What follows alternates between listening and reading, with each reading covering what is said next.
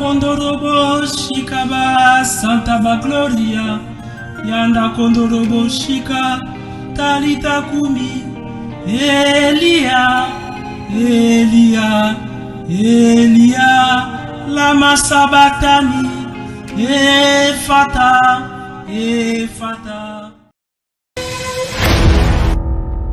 C'est une émission enquête spirituelle. Tolike te bozali baike. Libosa betandeke na bino pona kosomo na makanisi côté fila na mambi matali ba Kristo manu batali spiritualité to kota kana kati ya bozindo ya spiritualité ya mboka na biso pe ya mambi mike. Merci na DG Peter Tiani, l'excellence dans la simplicité et l'intelligence non exploitée. Au Seigneur na mboka esale la confiance oza ko renouveler pona kosomo de kinya makanisi na ba mboka. Merci également l'équipe technique za kokamba biso na sima caméra Jojo Mulumba na Bevitré et Flori Ngandu na ba banso boko za biso boko tikate continue la biso ba préoccupation na bino ba suggestion na bino par rapport à émission enquête spirituelle. Oh mais ça va bien tout ça biso mon côté tout ça kana mo bien na mimo connaît tout ce métier na kama kanisa et c'est la biso expertise et expérience personnelle na o Italie spiritualité pe to loberaka mambi mike tout ça na privilège pe c'est moi ko mbali sous comme yalo maître José Claude Bakula azali bongo avocat de profession et puis azali pe spirituel azali moko ya ba croyant bato chrétien catholico na yende to kosombe kina makanisi na ba sujet où ils ont rangé mboka na biso na ndenge ya spiritualité et les autres kolobela bongo sujet kitoko sur l'humain au cœur du nouveau monde. Mote pe boyi malamu maître José Claude Bakula.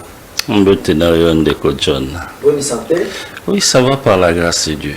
Voilà, bande ko bazolanda biso ba mitu na kaba question mike koyeba maître José Claude Tom sous bazo biso tom émission ya liboso mais babosani to ba éviter que tout ça les autres émissions qui maître José Claude Bakula azana.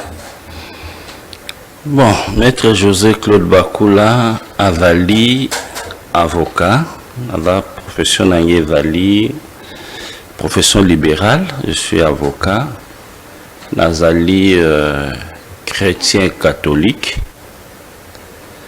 mais chrétien catholique à s'émancipa parce que au-delà de ça nali un grand autodidacte sur le plan spirituel. Je pratique le yoga, donc la méditation aussi, et je suis très ouvert à tout ce qui est connaissance spirituelle. Et à part ça, nali moko oyo amilitaka makasi na makambo o etali développement de l'être humain, et plus précisément non seulement il y a développement en mboka na biso mais il y a mokili mobimba pe. Très bien. Warande Ezali, maître José Claude Bakula. Alors, si j'ai autre chose pour l'humain au cœur du nouveau monde. Donc, moto, na katikati, na katikati yamokili. Ndeko kolobelo mokomalo, maître José a fongola ko nimbo la biso, ko talisa biso molai ya sujet l'humain au cœur du nouveau monde. Olingi ko talisa.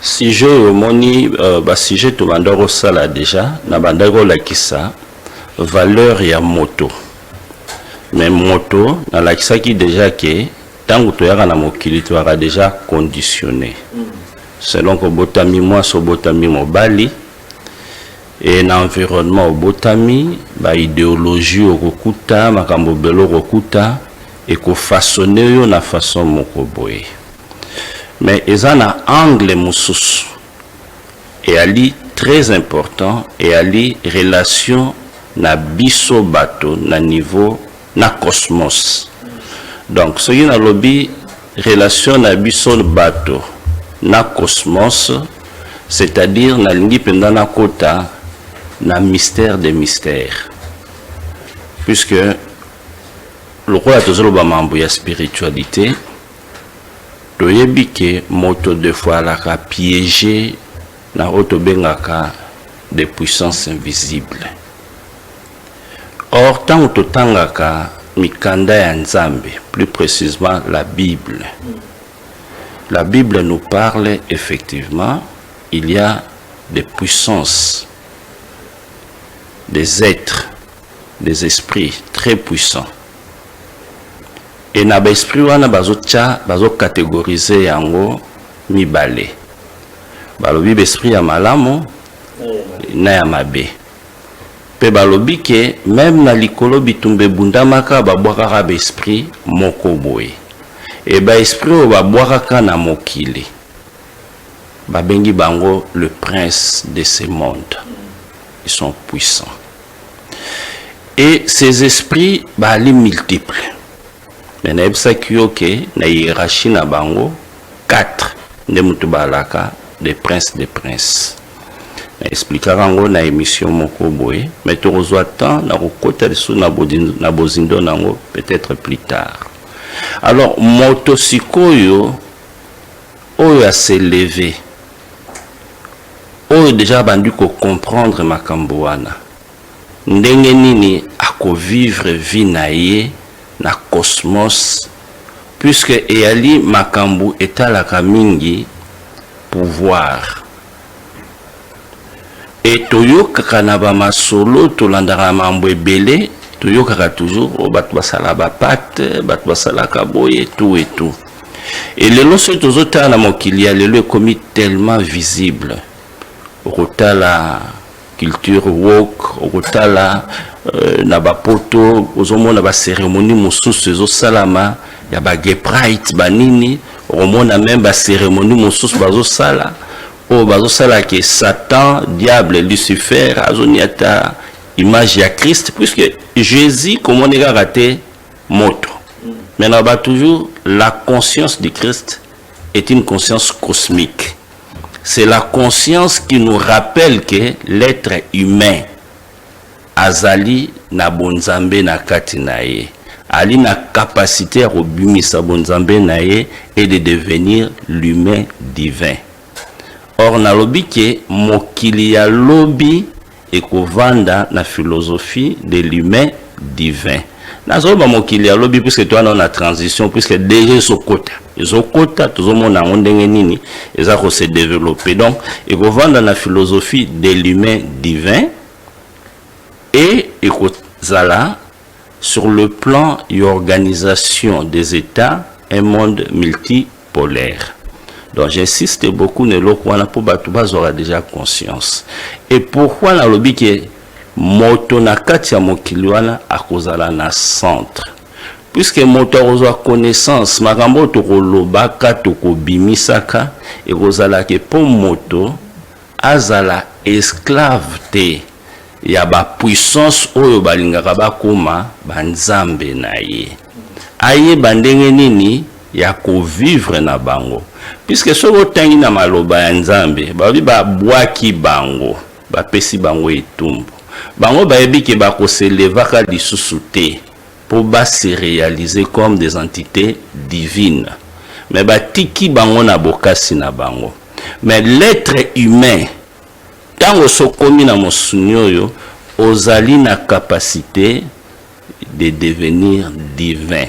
Donc il y a kokoma même likolo na bango ozomona. Mais les connaissances de ce monde ndenge nini ezokendele, les gens, les êtres humains, nous prenons deux fois comme inférieurs na bango pe tozako fukamela bango pona kozwa peut-être kita mokili, ainsi de suite, ainsi de suite. Comme une fois le pacte que le président Mobutu avait fait pour les pays, tout ça banini nyonso tout à nos hommes. Donc siko yango tokobanda ko maniola mwa moke pour tozwa conscience ndenge nini tokoki ko vivre na niveau ya cosmos na bikelamu nyonso tout na identité na biso des humains divins. C'est très très important. Et quoi améliorer makambo ebele na vie na bomoto na biso. Voilà, merci beaucoup Maître José et Claude Bakula na exposé au sali par rapport à sujet sur l'humain au cœur du nouveau monde. Alors, moto na katikati ya mokili ya sika et sengeli azalandenge. D'abord, c'est un être qui doit vivre en équilibre. Équilibre naïe, ils ont se basé dans 3 plans.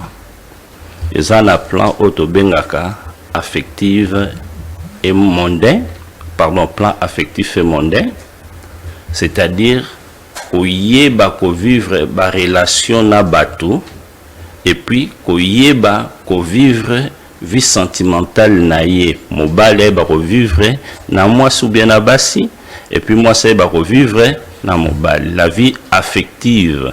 Il faut qu'on y bandengeni ko vivre ango, il faut qu'on y bandengeni valeur ya famille, tout ça, puisque la famille restera toujours la cellule de base de toute société et de notre humanité. C'est très important. Et puis, la vie professionnelle et académique ou scolastique, puisque les lois y a lié au bandit classe, après, préparer tout ça, et intelligence na yo, tant aux autres développés, aux autres étudier pour l'école, aux autres étudier pour la vie. Puisque l'autre, on a diplômé belé n'ambok.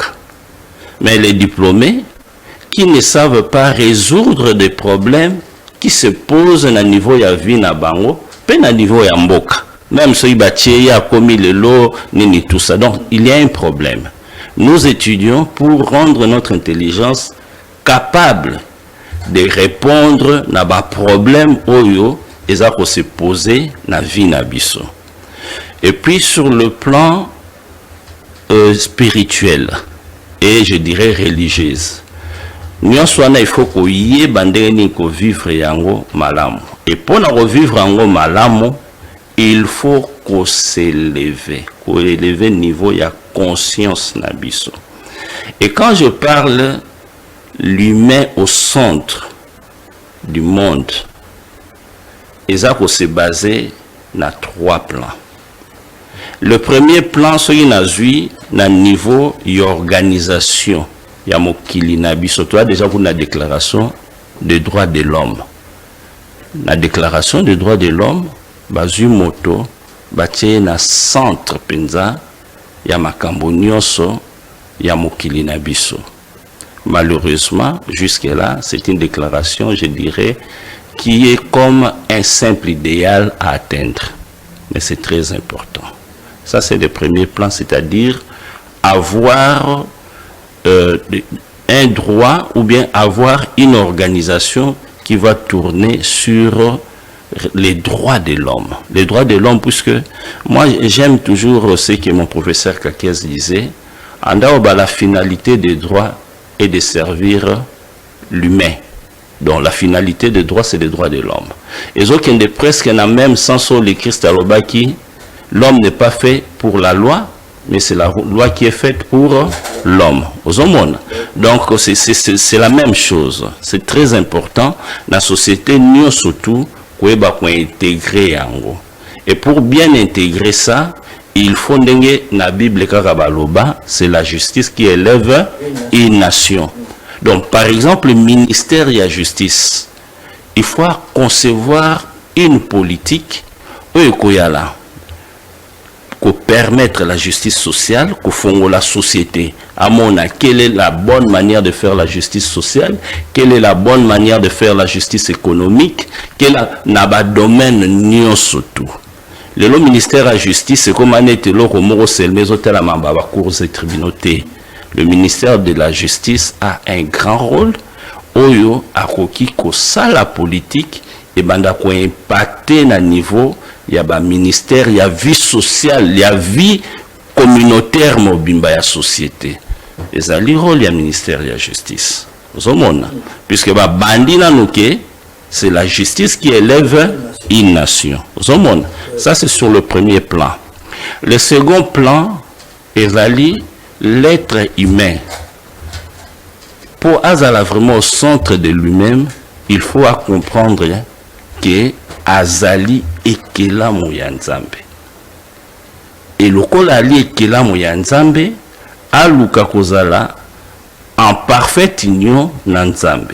Là maintenant, na première dimension, où ils allaient dans la dimension religieuse, c'est-à-dire il faut tous avoir la capacité de développer la dévotion, notre foi en Dieu. Ça sur le plan global. Tant yo moko na kati na yo omisali confiance wana ekoki ko permettre yo ozala na centre na yo moko. Okoka koyala tike opesa bomoyi na yo na moto mosusu po asala vie na place na yo. Non. Ozali déjà na centre na yo moko. Et la troisième dimension, c'est la dimension spirituelle. Et dans cette dimension, il y a une dimension où on expliquait quand on a expliqué qu'il y avait une émission passée, quand vous faites maintenant les réalisations spirituelles, on attend qu'il y a 3 sortes de réalisations. Première réalisation, vous réalisez Dieu comme le tout manifesté. Au moment il est infini. La dimension, comme il est infini, on va s'entraiter. On va se rendre compte qu'effectivement, la carte il y a infini, Dieu est le centre. Place aux centre. La deuxième dimension, on a le qui a non manifesté. Là, on est inconscient. Mais c'est la dimension infinie. Mais tant qu'on zonga, on a bien inconscient, mais seulement c'est non attribué. Tant qu'on zonga, on a la conscience que une réalisation d'union avec Dieu dans son aspect non manifesté. Et na kati wana pe, on a bien océan des âmes. Et ça na limite. Donc, yo moko kaka mutu, ozala na centre. Tu commences à comprendre que na vie na yo, yo nde mutu za na centre ya vie na yo, centre décisionnel ya vie na yo. Zomona, opesa ngo na mutu mususu te. Mais la troisième dimension na bengaki la dimension christique. Là tu deviens la conscience cosmique. Et so comme la dimension wana, mutu comme la dimension wana, il incarne le centre du monde. Na saka mukolo mususu ba inanga loba bi na koloba ngo plus tard puisque likambo soki nano expliquer ngo bientôt nous ba comprendre été. Zomona. Dès que déjà ngamo na ebi ke naza na dimension wana, il y a conscience cosmique. Je sais que je suis le centre du monde. Donc place na yali, makambo na zoloba, makambo na osa sur le plan spirituel, je sais que ça peut impacter partout, mais aller sur le plan spirituel. Pour les chrétiens d'Aloba, nous sommes même à l'Obalanga et Kolekate. Parce qu'il était déjà conscience cosmique et na centre place à la qui a na centre du monde. Ayebi makamba zoloba. Et puis quand on a zoloba déjà bongo, au moins que tous les esprits oyo bachaka ba désordre na mokili bangaba dominer mutu. Nazomona bango déjà bazana c'est. Et c'est cette conscience là oh abagi tango kokoma nyonso ayi caché ba koloba na bino pour lele. Tozolo bango sikoyo pour que moto na moto azwa conscience aye bandenge nini akoka komitambusa azala centre ya vie nae par rapport à la capacité nae selon que là la première dimension va respecter ba droit na tant que droit l'être humain selon qu'il y a la foi nae à la mutumo na dévotion na Nzambe ça se définir na kata Nzambe ou selon qu'il a pleinement réalisé sa conscience. Merci beaucoup maître José Claude Bakula, toujours l'humain au cœur du nouveau monde. Alors, Tali Sabisoman na côté spirituel, l'aspect spirituel. Quand on nomme un ministre, nini o isala cœur tant sous ministre wana azalaka professeur atangisa te ba étudiant ba cours comment gérer comment yembo soit comme place wana au kosala te. Est-ce que eza na elo moko boye contraire par rapport à on appelle ça bien ils appellent la spiritualité ko vanda na soyo moto komi na kitio. Bon, alors, je n'ai jamais été ministre. Bon, Kokamba kaka. Bon, tocha Kokamba. Kokamba siko, so lobi Kokamba, des places na ko expliquer.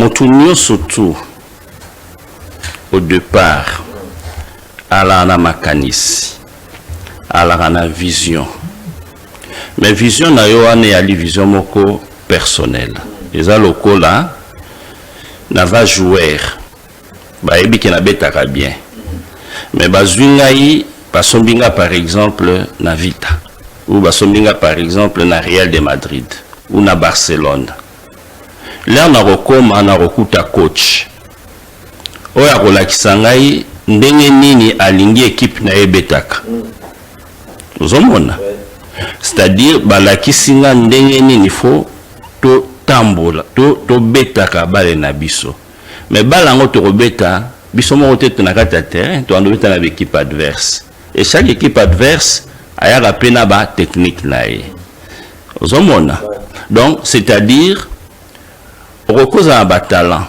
tant aux autres na gouvernement est comme équipe mais cela n'étouffe pas vos talents puisqu'il y a des gens net ba Maradona ndé ba alaki il peut faire le match lui-même ba Messi a reçu le match lui-même cela ne veut pas dire qu'il ne joue pas le jeu au balaki saki Mali na capacité ya ko s'émanciper pour changer makambo ozomona mais ceux qui ont la capacité à nater rosala kaka ndenge nini équipe ezotambola ozomona mais bokokuta na pe na ba réalité et sur le plan ya nini ya l'état il y a ce qu'on appelle les relations internationales où les états ezali qu'on s'affronter selon ba intérêt nango ba nini et la géopolitique nyo surtout oyo bino boko ya la soit bozo subir ango net la RDC azo subir géopolitique. Et puis, nini, bokoye bandenge nini, boluka, bo se démarquer, selon ce que ba compétence y a bateau. En dehors de ça, et à ce que je vous avais dit une fois, chaque pouvoir aussi vient avec ses esprits. Hein? En tout cas, il y a des esprits qui accompagnent. Chaque pouvoir vient avec ses esprits. Ceux qui ont inconscient nango, subiront de manière inconsciente. Okay. Mais ce qui est conscient, par exemple, je suis quand même très content parce qu'il y a une très bonne tendance qui se dessine au niveau du gouvernement. Il y a quelque chose qui s'est fait sur le ciel. J'ai trouvé déjà ça positif. J'ai trouvé ça déjà positif. Donc chaque pouvoir, il y a un esprit nango. Mais dès nazoloba, ceux qui biso ba humain, ont eu conscience, ont mis au centre, ont que même ces esprits-là, doivent aller l'ikolo na yango. Et pour te vivre vraiment l'ikolo na yango, et aller place nazoloba, koye ba connexion na yo na nzambe. To vivre na baninga non? Mais mutu na mutu, oya miyebi, azana centre vinaye. Mais oya yebite, ah mon pao, na mutu nazo raisonner, ndenge ni mon pao a salelaye, ndenge ni nitela salelaye. Ozomon, ana centre vinaye te. Mais oya na centre vinaye, quelles que soient les relations tozanango, ozozwa yo moko ba directive, pour na oyeba ndenge ni ya komitambos. C'est la même chose na niveau cosmos. Avoir des expériences avec des anges, des bons anges, avoir des expériences avec des mauvais anges, ne doit pas vous faire dévier na centre vie na yo. Et na centre vie na yo, c'est votre âme. Cherchez la vie de ton âme. Puisque l'âme ne connaît pas les péchés, l'âme est au-dessus de tout. Zomona, yango moni toujours se balingi, ba baby samutu baba toujours teka molimo na yo, teka am na yo. Zomona, c'est un langage o balingi ke o boma lien na yo na nzambe. Zomona. Et bonzambe katina biso puisque yango na obi ke se séparera jamais na nzambe. Nokoki ko étouffer yango alors okomi molimo moko kotelingana na kati ya cosmos na kati ya nini sans pour autant ya la capacité d'avoir encore la fusion réelle na nzambe. Alors, nini oyo, nouveau monde, et koki kozela humain. Nini oyo humain apopé ça. Non, na comprendre une question na yo. Parce que nous surtout, je vous avais dit, Dieu a soumis ça à l'homme. Okay. Donc, bison de bateau, de concrétiser nouveau monde wana. Nous avons ce qui biso bateau, to concrétiser, to ça, nouveau monde de l'eau, c'est pas na bisoté. Nini koko. D'abord, la première chose de naebisaki yo, parce que bateau yo ba façonna mokili selon ba intérêt na bango bazana nous prêter de permettre na nouveau monde wana ekota bango nde ba memela bazo memela so ba crise ya makasi. Ozomona oto moy na Moyen-Orient na yaki na ebisaki yo déjà que Israël to mona ba bombe ko kweya. Mais toi na oto moto solo ba neti likambo ya Pharaon na sorti à bango moko ba israélien Égypte. Ba fléau ezoya, mais le fait déjà que Pharaon alaki na ma façon na ye, o banda ko concevoir mokili alingaki ko tika te pour comprendre ba kei des fléaux en fléaux ti to monaki nini vraiment ba anéantir armée na ye. Nande ba bakio nini mer rouge tout et tout, mais n'a pas qui question de choses spirituelles sur le plan physique et les gars qui ndenge mususu au monde. Donc c'est justement peine à préciser que le monde a lobby que makambo salama na Moyen-Orient doit concerner toutes les puissances au bazolinga le nouveau monde de Kota en place, puisque ce bâti qu'il y a seulement États-Unis na Israël, le diable va s'installer là-bas. Or, la foi d'Abraham aujourd'hui est à la foi où ils ont défini un nouveau monde. Et à que l'humain croit en Dieu. Ayebi qu'il y a un Dieu unique qui existe, qui est notre dénominateur commun. Nous avons. Et cette foi-là, il y a un sens, il y a Israël. Tous ceux qui sont concernés dans la foi wana, bangonde mutu, barosala ke Israël ya lobby et vanda pera Israël ya kimia. Ezalité que les Juifs na façon baza komimona na mosuni. Le peuple sera là. Le peuple juif sera là. Le peuple palestinien sera là. Tout ce qu'on est en train de faire là, ça ne doit pas réussir. Mais les grandes religions, et vous avez la figure il y a Israël et au vent dans Israël pour na kolakisake alliance au nzamba sali na biso batu ezali réel à travers les grandes religions oyo ezali na foi ya Abraham. Donc c'est-à-dire tout le bâté que monde ya lobby ce qui moto européen sa moto nini. Mais moto a des conscience pour matérialiser monde wana, sinon moto azako risquer à connaître des crises et des crises ya makasiti conscience na ye koya. Ceux qui ont eu conscience tokoki ko limiter ba dégâts. Mais ceux qui ont eu conscience la Bible nous dit tant bazolo ba na biso ke étoile moko absente kwei na bagino be étoile wana alaki langage ya kala, mais ce sont des armes nucléaires, des armes atomiques, tout et tout et robeta.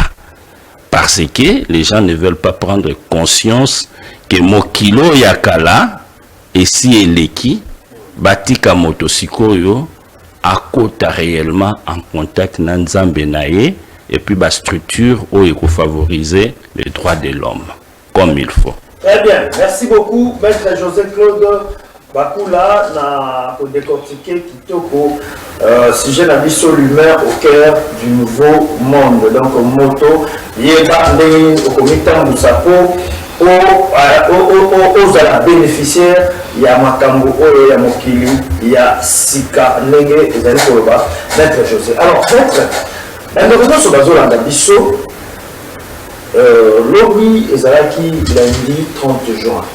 oyo mboka na biso ezali ko célébrer 65e anniversaire na ye bakosepela mpe na pacte de paix oyo esalami na États-Unis liboso ya président Donald Trump tozalaki na ministre na biso ya mwasi ya affaires étrangères et puis na ya bayi Rwanda bazalaki wana basigné pacte de paix na aspect spirituel ozomona yango ndenge il y a la paix il y a la paix totale ou bien paix yango eza na te. Merci na question na yo. Et là, avant même na aspect spirituel, il faut que nos genèse il y a conflit wana banani baki na base nango. Je me souviens déjà na tango ya président Mobutu, le président Bill Clinton avait défini une politique en Afrique centrale. Au Madeleine Albright, alobaki que Rwanda ezali Prunelle, désormais Rwanda ezali Prunelle, il y a États-Unis en Afrique centrale.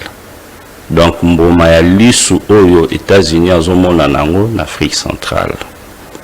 Ce que comprendre yango comment tout était dit. Et tous les pays occidentaux basalignent qui na politique wana. Donc Rwanda alika le rôle à moi na soso atondi sinzungu mais maman naye azali na se. Et cette politique est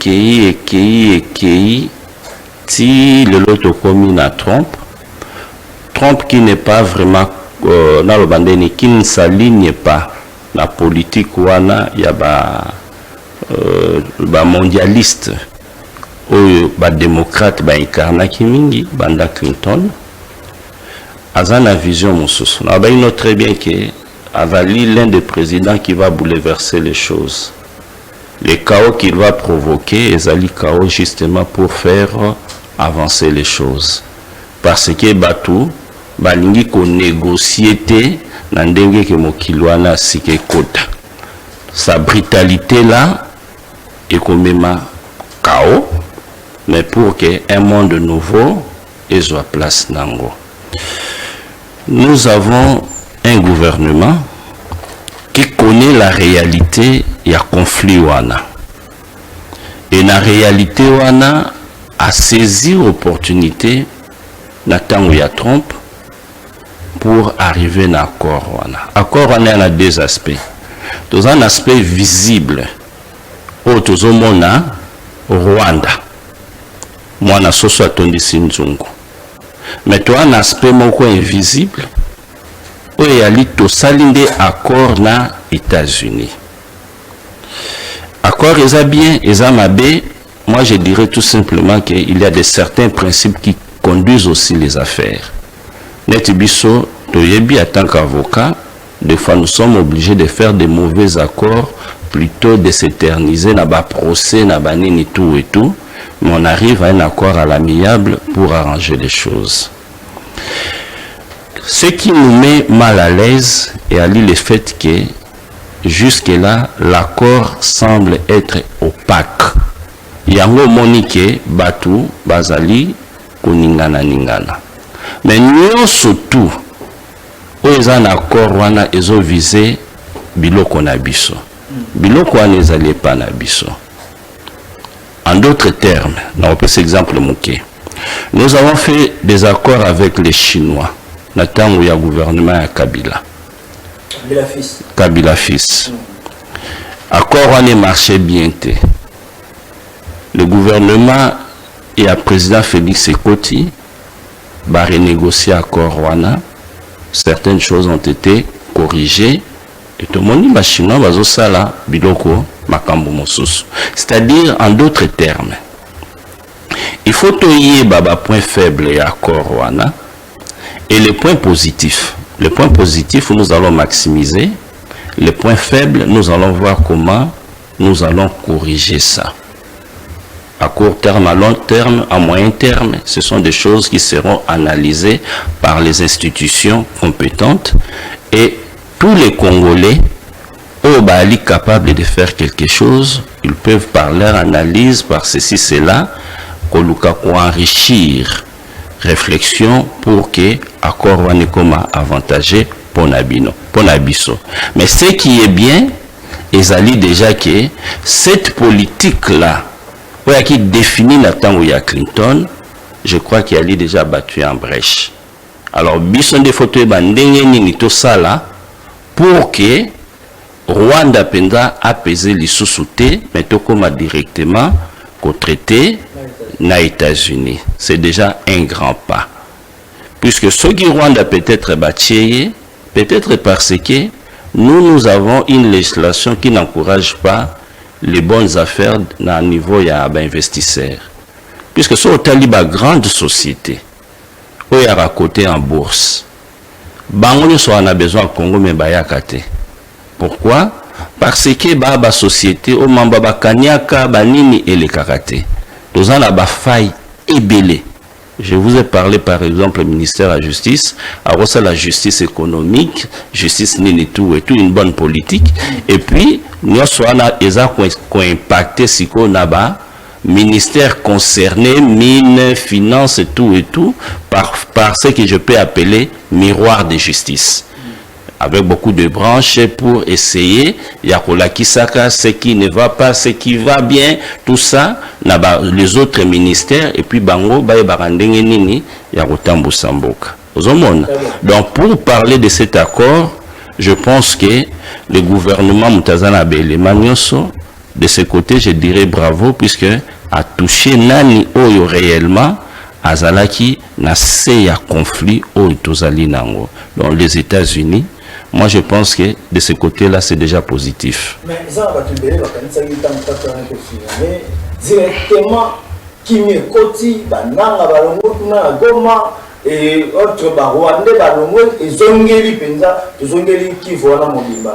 Et le batuba poser la tisco ballon, et à mon il y a papier cap, mais ça l'a mis physiquement. Je pense que Wanevanano sur le plan, il y a politique, Moro Boubazo définir à travers l'accord Rwanda, Ndengenini, la relation avec Otambom. Mais sur le plan factuel, sur le plan il y a déroulement, nous sommes dans l'obligation de nous parler. La fois passée, il faut faire comme Dengue, Angola, Salakitou et tout. Nous sommes obligés de nous parler. Puisque ceux qui ont trouvé vraie unité entre nous, même ceux qui accordent un acquis imparfait, Bissomoko n'harmonie autour je peux donner le cas, lorsque Jekamine a été démantelé, mais Bakor et Salamaki, on a bradé les minéraux. Mais lorsqu'on a pris conscience, on a revu le code minier. L'État a mis aux autres. Aux hommes. C'est-à-dire, les lots, ceux qui rébellent ici, on trouve un consensus entre nous à l'interne. Dengue moi, accord et salami sur le plan international. Et puis, aux yeux du sous consensus sur le plan national, je pense qu'il faut renforcer réellement, positivement la vie de l'État dans Kouenwana. Et puis, si l'homme congolais dans lobby doit commencer à réfléchir pour Atala, Ndengenini, à rendre Congo attractif. Ndengenini, et loko batubazo sepedanango na Rwanda, bisoto zalanango koleka bango pour directement travailler à Awa. C'est ça le vrai problème. Très bien. Merci beaucoup, Maître José. Flori, et ça affiche mon corps. Salamaki, lobby, na RTNC, et ça affiche on a tout décortiqué sur l'aspect spirituel. Maître Tali, na télévision à Misokuna, tout le monde 65 ans de l'indépendance. Le président Ngoso Kasavubu, Yami Balé, Mobutu, Yami Satou, Kabila le père, le 4e, et Moni et le Kabila le fils, Joseph. est-ce que ndenge balongoli wana eza na impact te na spiritualité ou eza na impact? Bon, il y a affichement politique, hein. Ah, ok. Les affichements politiques, moi je dirais les affichements politiques, puisque par rapport à la photo à faire subir au biseau, puisque dans le lobby, il faut qu'il y ait belo romoko, rien ne se fait sans Kenzamba Linga. Donc, même Saoul qui a fait souffrir Bana Israël, Nzambe Moutasera qui d'abord Bawendreye. Et puis, il était loin, mais à Tamboli na Bonzambete, Nzamba a frappé. Je ne parlerai pas de Nina Kota Mingite, mais moi je pense que chaque président a un aspect positif, a un aspect négatif. Moi je retiens une chose seulement. Kabila est arrivé au pouvoir, le pays à la Kisende. Na maye le naye ou à Salaki, le pays est uni. Mais il y avait beaucoup d'imperfections. Zomona, dès Nazoloba, à même accord chinois, il y avait beaucoup d'imperfections. Donc, si le gouvernement y a Félix, ne m'a corrigé, imperfection et la vie continue comme ça. Mais étant donné, Dieu lui avait donné cette grâce-là de devenir Joseph de l'Égypte. Joseph Moutakoma Aïma Oumbo en Égypte, Azuin Kita, tout ça pour diriger après Pharaon, c'était lui qui dirigeait l'Égypte. C'est Dieu qui a permis ça. Il faut qu'on soit en compte. Et puis il faut qu'on y ait bandé nazoloba. Courant où il y a ça incarné, ndenge nini ko solo là. Dans ce pays-là, toujours le romoko, dans l'histoire, il y a Grande-Bretagne. La reine, je crois c'était Victoria. Londres était faible. Batobandaki Kobunda Mingi, tout ça. Et puis, même occidentaux, donc c'était la France et l'Espagne, Bandaro Lukabal a une influence sur l'Angleterre. Et Moko Alingaki qui cousin naïe Aba la reine. Moussous Alingaki reine à la maîtresse naïe. Dans l'entretemps, l'église catholique Alingaki reine Azala sous son influence. Mais la Katiamboka, Coréen qui partageait, qui pona Espagne, qui pona France, donc élite Amboka là qui de mon côté. Et conflit avec Makassi, Angleterre qui faible. Mais la reine a pris une décision. Abi jamais na robala. Et puis je me sépare de l'église catholique. Avec l'église anglicane, où incarné et le pouvoir temporaire et le pouvoir spirituel. Abi mobali nanga est commis Angleterre. Malobi le komoko. Bino nyonso bozali na puissance quelconque. Puissance na bino bo utilisant pona bolamu ya Angleterre. Oya kokende contre trahir Angleterre. Peine de mort. Donc, à sali effort que même les puissances spirituelles, même les puissances mystiques, et comment servir. Il y a des gens qui ont eu poste, il faut combattre, il faut échouer à Salanine sur le plan mystique. Non. C'est-à-dire, c'est ça les niveaux de conscience. On a tout élevé. Tant on moninga na reine naie, faites l'opposition républicaine. Très bien. Merci, Maître José. Ma réflexion à yo, au long bateau, moi, qui va par rapport à Fichouana. Alors, dernier point à Bissot, tu lui dis, expliquer Bissot, aspect spirituel par rapport à conflit à Iran, Israël, na États-Unis. Nini Oyopenza et Zalina Kati à conflit. Bon, la première chose, on a dit que monde asikezo kota Trump a joué rôle ya monene mais nalobaki que abimi na mol moko mol wana ezali ya ba néoconservateur na ba sioniste juif.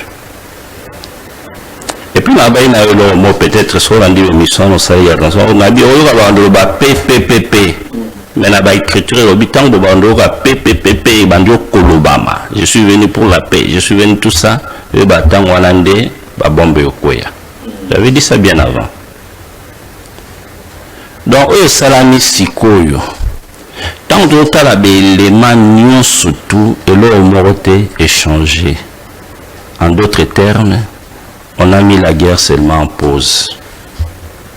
Et dynamiquement, Tozola Kisake, Bali capable de bien négocier pour Makambunyo Selekana Kimia, nous étambola ndenge sengeli.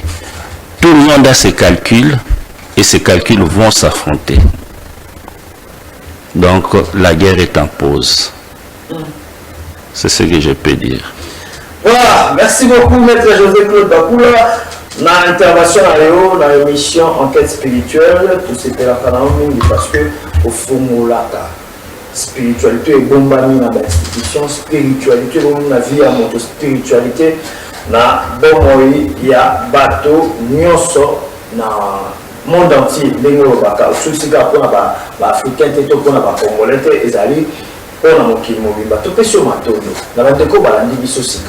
résumé, par rapport à l'humain au cœur du nouveau monde, ce qui est dans le Balabango, Motonyo Salamaka, Azalana centre ya vie et la meilleure manière ya Rosana centre ya vie nayo, Zalana Bonzambe. Kozana Bonzambe, Nandenge, Tozomonango. Et comme une chanson, l'église, d'ailleurs l'écrit Salobaki, quand les vrais adorateurs viendront, et au moment où il y a Kenangomba, il y a Sinaï, il y a Kenanini, mais au centre d'eux-mêmes. Cela ne veut pas dire qu'il y a l'église, puisque l'église a une communauté de croyants, mais tout ça, on est tout ça la beauté. Pour même le ministère de justice doit avoir une justice, une politique qui concerner les églises. On ne peut pas faire des cultes n'importe comment. Il faut prier Dieu, mais il faut qu'on me m'abatoupe na conscience ça l'équilibre ya vie na bango. Tout excès nuit, tout excès dans tous les domaines. Il faut que bako équilibré. Et l'État doit veiller. L'État doit veiller. Pour interdire mais qu'il ne serait-ce que la politique moko ya programmation. Que na 4 semaines par exemple, les cultes ne peuvent se faire, bon, là aussi, en attente avec, en accord avec, pasteur, nini tout et tout. Je dis bien, il faut veiller. Sur le 5-6, ils ont comme ils seraient bon la parti politique. Mais, ce qui carandé, politique, moko ya bien et vandi, au moment que nous surtout où esengeli yango mo banda ko s'étouffer. Nous sommes les autres qui désordre ezali. Pour ce qui désordre sili, les autres correct était yango ko s'étouffer.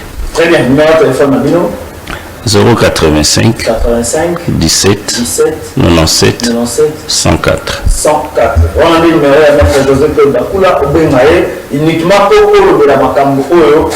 Vous allez par rapport à la spiritualité, tout le conseil sur le Pakala, Azali, on a yoka, la préoccupation, toute la suggestion à Mino, tu peux se mettre dans la mission.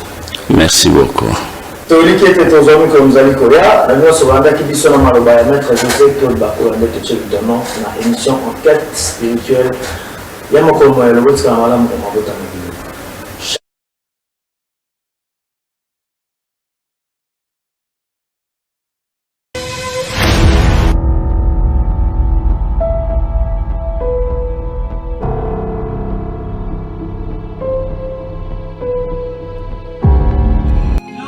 kondorobo shikaba Santa Bagloria yanda kondorobo shika talita kumi Elia Elia Elia lama sabatani Efata Efata